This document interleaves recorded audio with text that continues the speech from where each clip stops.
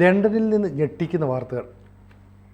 ലണ്ടനിൽ നിന്നല്ല, ബ്രിട്ടനിൽ നിന്ന്. ബ്രിട്ടീഷ് പാർലമെൻറ്റിലെ ഒരു പ്രസംഗം നമ്മുടെ രാജ്യത്തെ ഒരു മാധ്യമങ്ങളും റിപ്പോർട്ട് ചെയ്തിട്ടില്ല.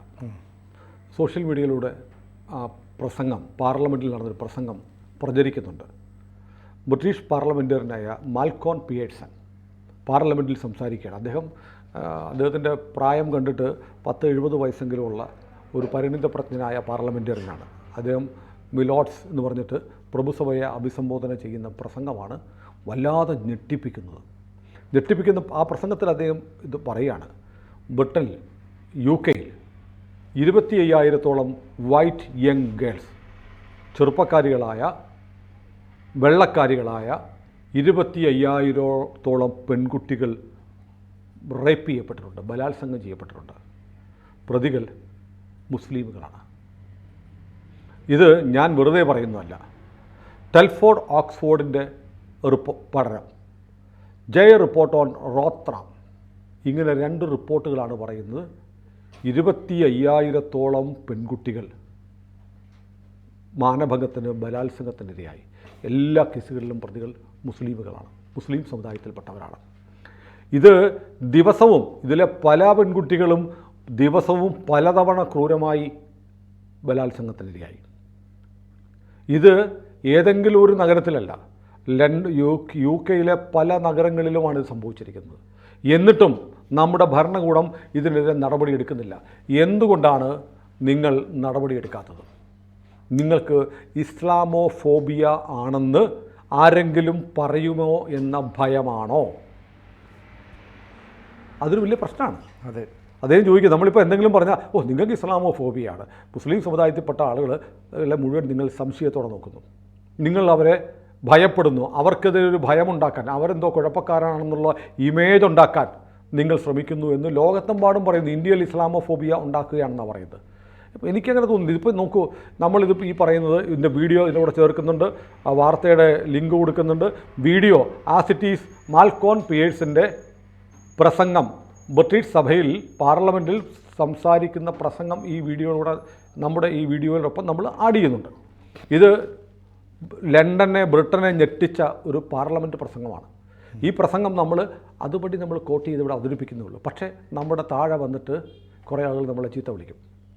എന്നാൽ നമ്മൾ അവരിൽ നിന്ന് പ്രതീക്ഷിക്കുന്നത്, അങ്ങനെ സംഭവിച്ചിട്ടുണ്ടെങ്കിൽ അത് തെറ്റാണ്, അങ്ങനെ ചെയ്യുന്നത് മുസ്ലിമാണെങ്കിലും ക്രിസ്ത്യനാണെങ്കിലും ഹിന്ദു ആണെങ്കിലും അത് മാനവികതയ്ക്കെതിരായ തെറ്റാണ് എന്ന് പറയാൻ ഇവർ തയ്യാറാവുന്നില്ല. മറിച്ച് രാവിലെ വർഗീയത വിളമ്പാൻ 2 പേർ വന്നിരിക്കുകയാണ് എന്ന് പറഞ്ഞ് ഇവർ നമ്മളെ ആക്ഷേപിക്കും.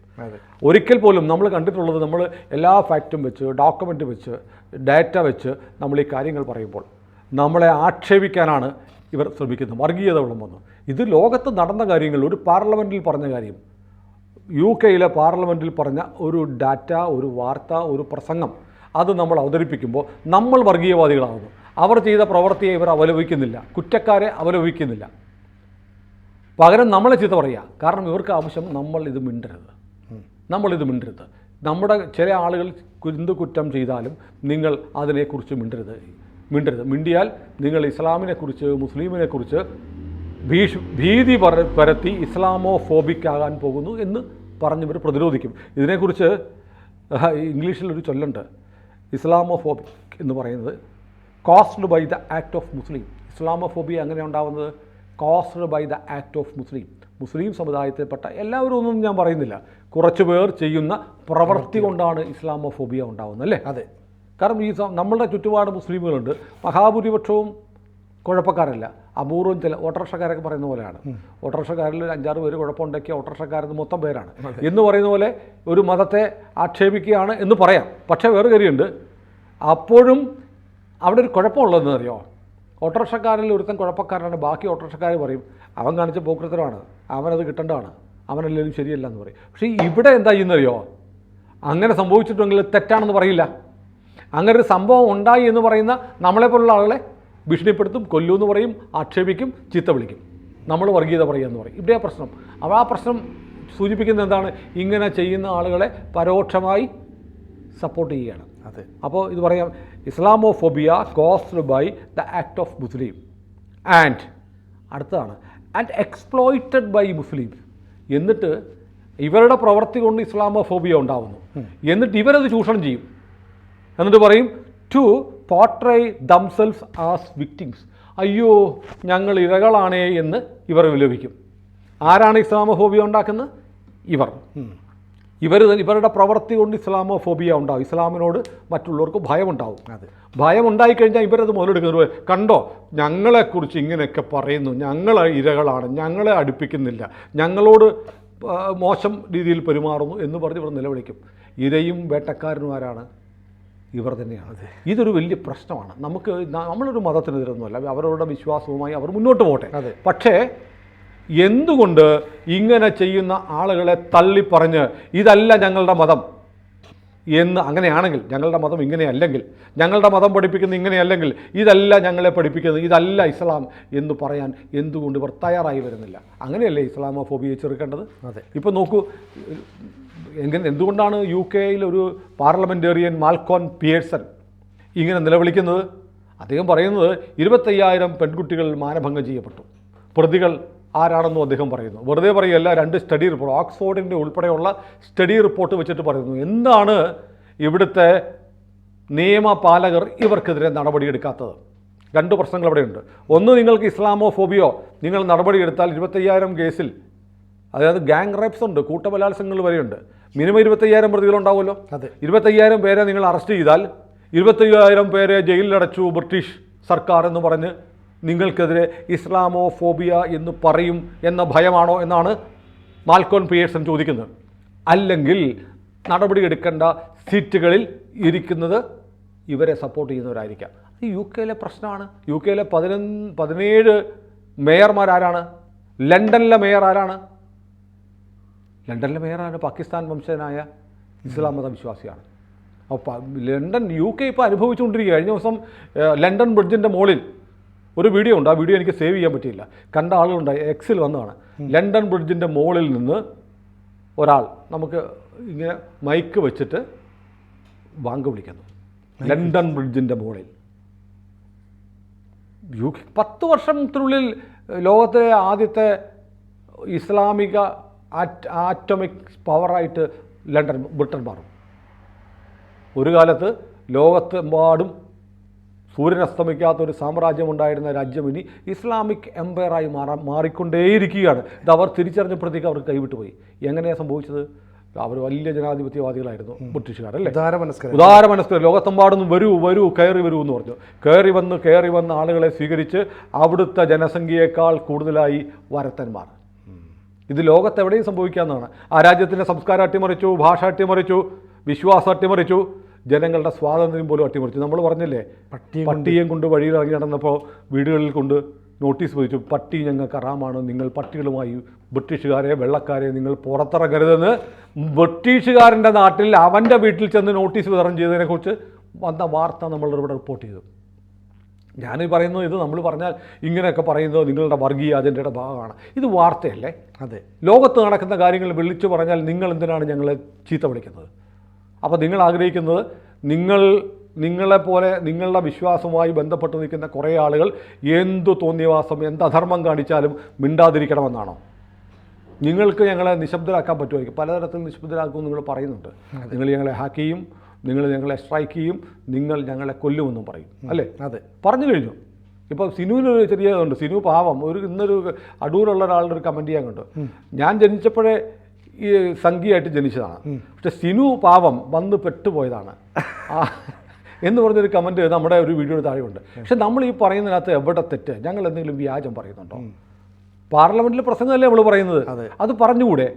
പറയാൻ പാടില്ല. കാരണം ഞങ്ങൾക്ക് ഹിതകരമല്ലാത്തത് പറയരുത്. പറഞ്ഞാൽ ഞങ്ങൾ നിങ്ങളെ സൈബർ അറ്റാക്ക് നടത്തും, ചീത്ത വിളിക്കും, പറ്റിയാൽ കയ്യിൽ കിട്ടിയാൽ കായികമായി നേരിടും.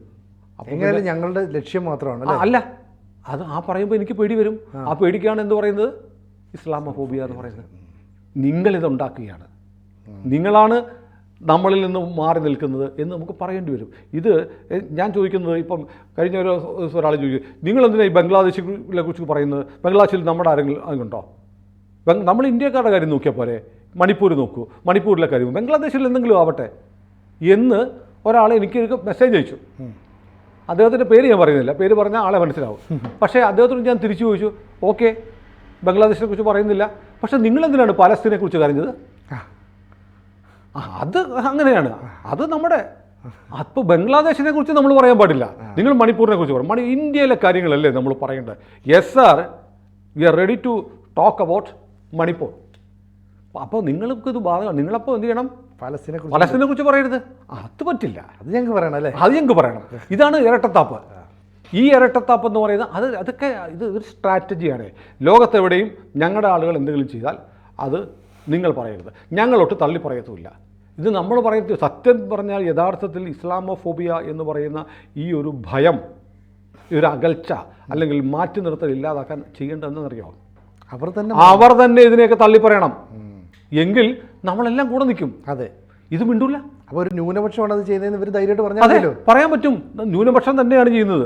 ഇപ്പോൾ IS-ലേക്ക് പോയത്, കേരളത്തിൽ നിന്ന് IS-ലേക്ക് പോയിട്ടുണ്ട്. എത്ര പേർ? രണ്ട് കൈയിലെ രണ്ട് കൈകളിലെ രണ്ട് വിരലുകൾ എണ്ണി തീർക്കാവുന്ന അത്രേ ഉള്ളൂ. ബാക്കി മുഴുവൻ ഇവിടെ ഉള്ളവരാണ്. ഈ പാകിസ്ഥാൻ അനുകൂലമായി സിന്ദാബാദ് വിളിക്കുന്ന എത്ര പേരുണ്ട്? കുറച്ച് പേരേ ഉള്ളൂ വിസിബിളായിട്ട് കാണുന്നത്. ഭൂരിപക്ഷവും അങ്ങനല്ല എന്ന് നമുക്ക് കരുതാം. അപ്പോൾ ഇതൊക്കെ ഈ പറഞ്ഞ എന്തിന് നമ്മുടെ നാട്ടിൽ യൂണിഫോം സിവിൽ കോഡ് വേണ്ട എന്ന് കുറേ പേര് ബഹളം വെക്കുന്നുണ്ട്. ഒരുപാട് പേര് യൂണിഫോം സിവിൽ കോഡ് വേണമെന്ന് പറയുന്നുണ്ട്. അവരാണ് ഇപ്പോൾ 25-30 വർഷം കഴിഞ്ഞിട്ട് സ്പെഷ്യൽ മാരേജ് ആക്ട് അനുസരിച്ച് രണ്ടാമത് കല്യാണം കഴിക്കുന്നത്. എന്തിനാ? അവരുടെ സ്വത്ത് അവരുടെ പെൺമക്കൾക്ക് കിട്ടണം. ഇല്ലെങ്കിൽ എന്ത് പറ്റും? അപ്പൻ്റെ അനിയനും ചേട്ടന്മാരും സഹോദരങ്ങളും അടിച്ചുകൊണ്ട് പോകും. അതെ, പെൺമക്കൾക്ക് സ്വത്ത് വേണം, അതുകൊണ്ട് ചെയ്യുന്നു. എൻ്റെ പരിചയത്തിലുള്ളൊരു ഡോക്ടർ, അദ്ദേഹം അടുത്ത ഇസ്ലാം ഒരു സർക്കാർ ആശുപത്രിയുടെ പ്രധാനപ്പെട്ട സർക്കാർ ആശുപത്രിയിലെ ഡോക്ടർ, എൻ്റെ അടുത്ത സുഹൃത്താണ്. അദ്ദേഹത്തിന് മക്കളില്ല. അദ്ദേഹം എന്ത് ചെയ്തു? ദത്തെടുത്തു. ദത്തെടുക്കുന്നത് ഇസ്ലാമിക ശരീഅത്ത് നിയമപ്രകാരം അനുവദനീയമല്ല. ദത്തെടുത്തോ പറഞ്ഞു, നിയമം പറയും ഞങ്ങൾക്ക് കുഞ്ഞുങ്ങളില്ല, കുഞ്ഞിനെ വേണം.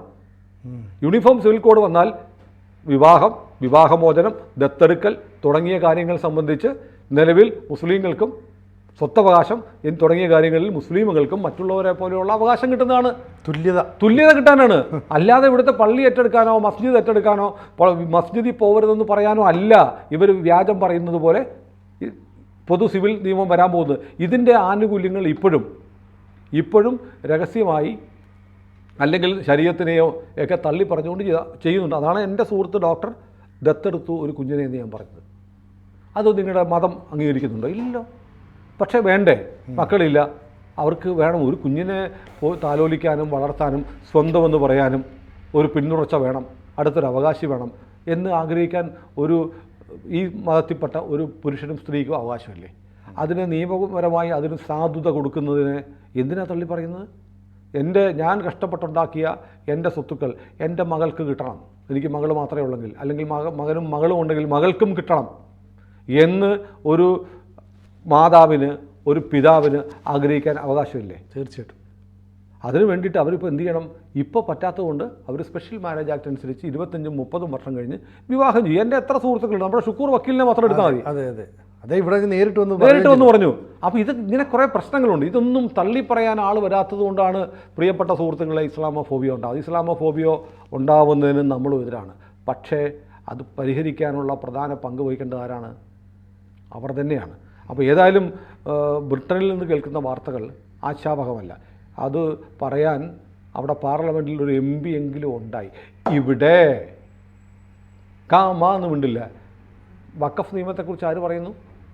നമ്മുടെ കേരള നിയമസഭയിൽ 140 പേരും ചേർന്ന് പാസ്സാക്കി. അതെ, ഈ രാജ്യത്തിൻ്റെ ദേശീയ ധാരയിൽ അലിഞ്ഞു ചേർന്നിട്ടുള്ള ഒരുപാട് മുസ്ലിമുകളുണ്ടല്ലേ? അതെ, നമ്മുടെ സ്വാതന്ത്ര്യ സമരത്തിൽ പങ്കെടുത്ത ദേശീയ പ്രസ്ഥാനത്തിൻ്റെ ഭാഗമായ ഇപ്പോഴും ദേശീയത ഉയർത്തിപ്പിടിക്കുന്ന ഇന്ത്യയാണ് എൻ്റെ മാതൃരാജ്യമെന്ന് പറയുന്ന ഭാരത് മാതാ കീ ജയ് എന്ന് വിളിക്കാൻ മടിയില്ലാത്ത, ഭാരതമാണ് ഇന്ത്യ എൻ്റെ മാതൃരാജ്യമാണെന്ന് പറയാൻ മടിയില്ലാത്ത ആയിരക്കണക്കിന് ലക്ഷക്കണക്കിന് ആളുകളുണ്ട്. അവരുടെ കൂടെ ഇങ്ങനെയുള്ള ചില ആളുകളുണ്ട്. അപ്പോൾ ഇപ്പോഴും ഞാനിപ്പോൾ പറയുന്നത് ഇപ്പോഴും റോഹിംഗ്യൻസിനെ ഇങ്ങോട്ട് കയറ്റണമെന്നല്ല പറയുന്നത്. ഇവിടെ ആവശ്യമാണല്ലോ റോഹിംഗ്യൻസിനെ കയറ്റണം. എന്തിനാണ് ഇങ്ങനെ വന്ന് ഡെമോഗ്രാഫിയിൽ വ്യത്യാസം വന്ന് വലിയ തോതിൽ ആളുകൾ കയറി വന്നാൽ നമ്മൾ ബ്രിട്ടനാകാൻ വലിയ താമസമൊന്നുമില്ല. നമ്മുടെ പൈതൃകം, നമ്മുടെ സംസ്കാരം ഇതിനെയൊക്കെ അട്ടിമറിച്ചുകൊണ്ട് അധിനിവേശ ശക്തികൾ വീണ്ടും 800 വർഷം ഇവിടെ ഭരിച്ച് മുടിച്ച് ഈ നാടിനെ കുട്ടിച്ചോറാക്കി ഈ രാജ്യത്തെ സംസ്കാരത്തെയും രാജ്യങ്ങളെയൊക്കെ തകർത്ത് വിശ്വാസങ്ങളെ തകർത്ത് ക്ഷേത്രങ്ങളെ തകർത്ത് പോയ ആളുകളെ പോലെ ഒരു പുതിയ അധിനിവേശം നമ്മുടെ രാജ്യത്ത് ഉണ്ടാവാതിരിക്കാനുള്ള ജാഗ്രത വേണമെന്ന് ഓർമ്മിപ്പിക്കുന്നതാണ് മാൽക്കോൺ പിയേഴ്സൺ ബ്രിട്ടീഷ് പാർലമെൻറ്റിൽ നടത്തിയ പ്രസംഗം. കൂടുതൽ വാർത്തകളും വിശേഷങ്ങളും നിങ്ങളിലേക്ക് എത്താൻ ABC മലയാളം സബ്സ്ക്രൈബ് ചെയ്യുക, ബെൽ ബട്ടണും അമർത്തുക.